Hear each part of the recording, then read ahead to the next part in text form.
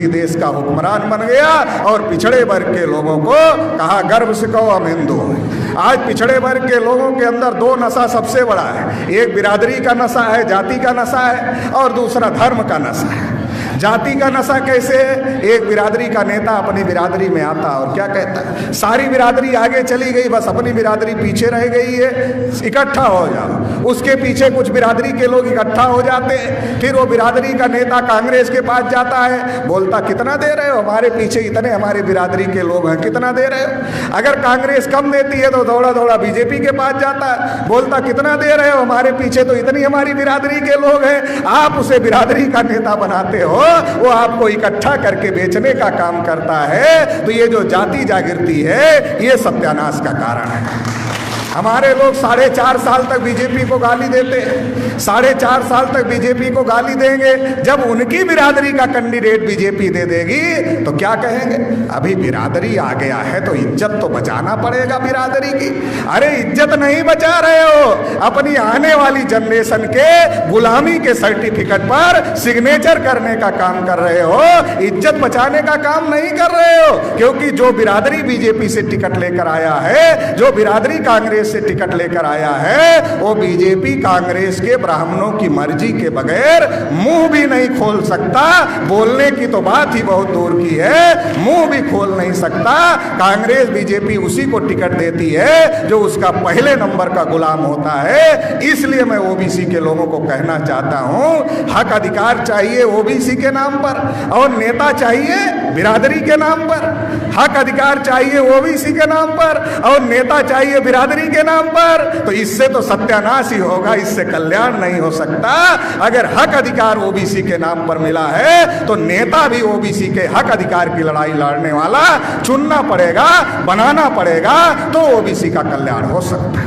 दूसरा, ओबीसी के अंदर ब्राह्मण आते हैं, कहते हैं गर्व से कहो हम हिंदू हैं। हमारे लोगों का भी सीना चौड़ा हो जाता है, हम हिंदू हैं। क्यों चौड़ा हो जाता? क्योंकि पता ही नहीं हिंदू का मतलब क्या होता है, हिंदू का अर्थ क्या होता है, ये पता ही नहीं है। जिन ब्राह्मणों ने हमको कभी शूद्र कहा, वही ब्राह्मण आज हमें हिंदू कह रहे हैं। शूद्र का मतलब होता है गुलाम, और ये जो हिंदू है, हिंदू हिंदी भाषा का शब्द नहीं, हिंदू संस्कृत भाषा का शब्द नहीं है, रामायण महाभारत गीता में हिंदू नहीं है, वेद पुराण में हिंदू नहीं है, श्रुति स्मृति में कहीं हिंदू नहीं लिखा है। ये हिंदू पर्शियन भाषा का शब्द है, जिसका अर्थ होता है हारा हुआ, नीच, कायर, काला, चोर, गुलाम, ये इसका अर्थ होता है। मतलब जब वो हमें शूद्र कह रहे थे, जब वो हमें शूद्र कह रहे थे तो गुलाम कह रहे थे, जब वो हमें हिंदू कह रहे हैं तो गुलाम कह रहे हैं। शब्द में कोई शब्द में अंतर हो गया, अर्थ में कोई अंतर नहीं हुआ।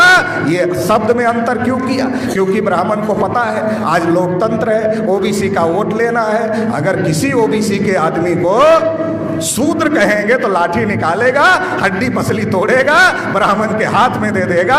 वोट देना तो दूर की बात है, साला हड्डी पसली टूट जाएगी। इसलिए ब्राह्मण किसी ओबीसी को शूद्र नहीं कहता, हिंदू कहता है। मतलब हिंदू का मतलब भी वही होता है। और जब हिंदू कहता है गर्व से कहो हम हिंदू है, तो क्या कहता है, एक एक मुसलमान 14-14 बच्चे पैदा कर रहे हैं। वो दिन दूर नहीं जब देश पर मुसलमानों का कब्जा हो जाएगा, सारे हिंदू इकट्ठा हो जाओ। मुसलमानों का डर दिखाते दिखाते, मुसलमानों का डर दिखाते दिखाते इस देश की विधायिका पर ब्राह्मणों ने कब्जा कर लिया, इस देश की कार्यपालिका पर ब्राह्मणों ने कब्जा कर लिया, इस देश की न्यायपालिका पर ब्राह्मणों ने कब्जा कर लिया, इस देश की मीडिया पर ब्राह्मणों ने कब्जा कर लिया। शेड्यूल कास्ट का कोटा पूरा नहीं हुआ, शेड्यूल ट्राइब का कोटा पूरा नहीं हुआ, ओबीसी को इस देश में कुछ नहीं मिला।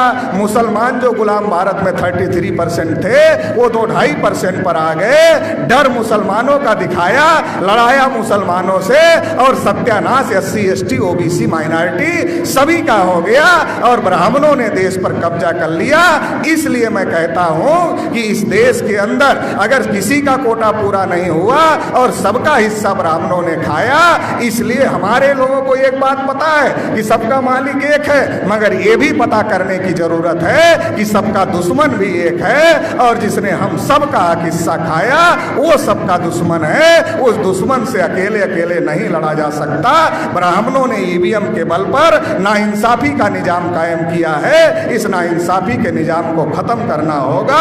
और इंसाफ कायम करना होगा। इंसाफ क्या है? जिसकी जितनी संख्या भारी उसकी उतनी हिस्सेदारी, ये इंसाफ है। इस लड़ाई को लड़ना होगा। इस लड़ाई को मेश्राम साहब लड़ रहे हैं। आप लोग इस लड़ाई में तन मन धन से सहयोग दोगे, ऐसी आशा उम्मीद के साथ आपने मुझे सुना, इसके लिए आभार, धन्यवाद। जय मुल्य।